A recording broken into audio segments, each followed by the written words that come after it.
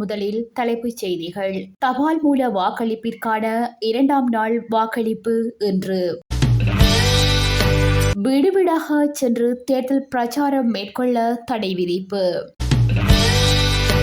பல்கலைக்கழக வெட்டுப்புள்ளி தொடர்பான முக்கிய அறிவிப்பு. யாழ் வட்டுக்கோட்டையில் வாழ்வெட்டுக்குழு அட்டகாசம். யாழிலிருந்து மதுரைக்கான புதிய விமான சேவை. ஜனாதிபதி தேர்தலுக்கான தபால் மூல வாக்களிப்பு இன்றும் இடம்பெறவுள்ளது. தபால் மூல வாக்களிப்பு நேற்று ஆரம்பிக்கப்பட்டதுடன் மாவட்ட செயலக அலுவலக அதிகாரிகள், தேர்தல் ஆணைக்குழு அலுவலக அதிகாரிகள் மற்றும் போலீஸ் உத்தியோகஸ்தர்களுக்கு வாக்களிப்பதற்கான சந்தர்ப்பம் வழங்கப்பட்டது.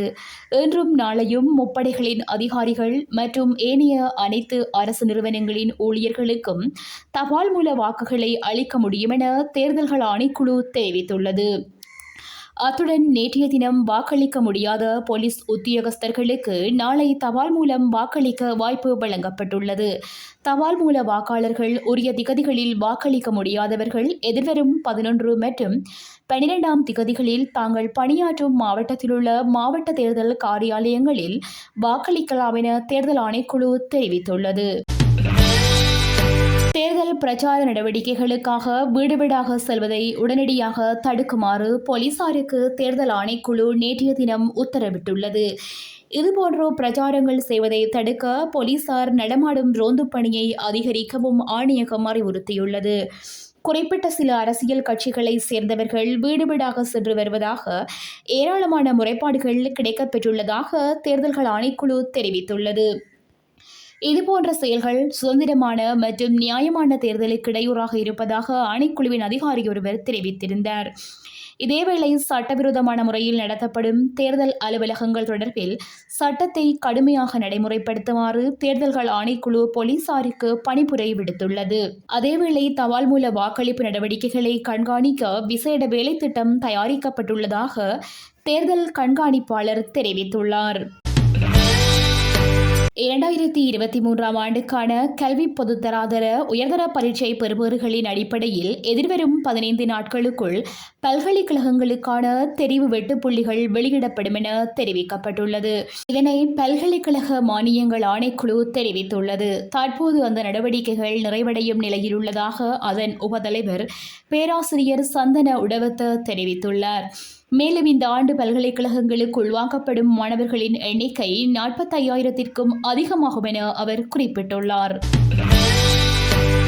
நேற்றிரவு வன்முறை கும்பலொன்று வட்டுக்கோட்டை போலீஸ் பிரிவிற்குட்பட்ட கணவத்தை பகுதியில் வீடு புகுந்து தாக்குதல் நடத்தியுள்ளது. இதன்போது சிறுவர்கள், பெண்கள் உட்பட 5 மீது தாக்குதல் நடத்தப்பட்டுள்ளது.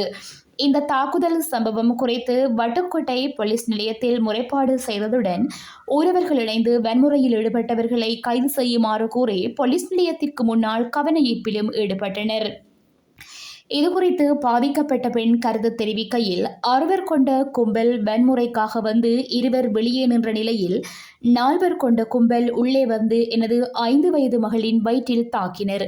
எனது சகோதரி பிள்ளைக்கு பாலூட்டி கொண்டிருந்த வேளை அவர் மீதும் தாக்குதல் நடத்தினர். அத்துடன் மோட்டார் சைக்கிள் விபத்தில் பாதிக்கப்பட்ட எனது சகோதரன் மீதும் தாக்குதல் நடத்தினர்.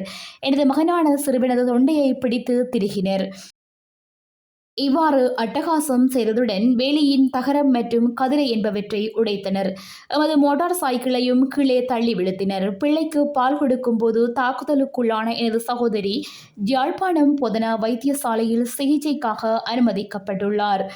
எமக்கு இந்த அநீதி இழைத்தவர்களை வட்டுக்கோட்டை போலீசார் கைது செய்ய வேண்டும். இல்லாவிட்டால் நாங்கள் எமக்கான நீதிக்கு மேல் அதிகாரிகளை நாட வேண்டி ஏற்படும் என்றார். யாழ்ப்பாணத்திலிருந்து மதுரைக்கு வாரத்தின் 7 நாட்களும் விமான சேவையை முன்னெடுப்பதற்கு நடவடிக்கை மேற்கொள்ளப்பட்டு வருவதாக இந்திய ஊடகங்கள் செய்தி வெளியிட்டுள்ளன. குறித்த நடவடிக்கையானது இலங்கை விமான சேவை அமைச்சகத்தால் மேற்கொள்ளப்படுவதாக செய்தி வெளியாகியுள்ளது. இதற்காக இந்தியாவில் உள்ள தனியார் விமான சேவை நிறுவனங்களுடன் இலங்கை விமான சேவை அமைச்சகத்தால் பேச்சுவார்த்தை நடத்தப்பட்டுள்ளது. மதுரை, கொழும்பு இடையே முதல் சர்வதேச விமான சேவை கடந்த செப்டம்பர் 2012இல் இடம்பெற்று வருகின்றது. தற்போது மதுரையிலிருந்து கொழும்புக்கு நேரடி விமான சேவையை இண்டிகோ ஏர்லைன்ஸ் மற்றும் ஸ்ரீலங்கன் ஏர்லைன்ஸ் வழங்கி வருகிறது. இந்நிலையில் செப்டம்பர் 1ஆம் திகதியிலிருந்து இண்டிகோ ஏர்லைன்ஸ் நிறுவனம் சென்னையிலிருந்து யாழ்ப்பாணத்திற்கு தினசரி விமான சேவையை ஆரம்பித்துள்ளது.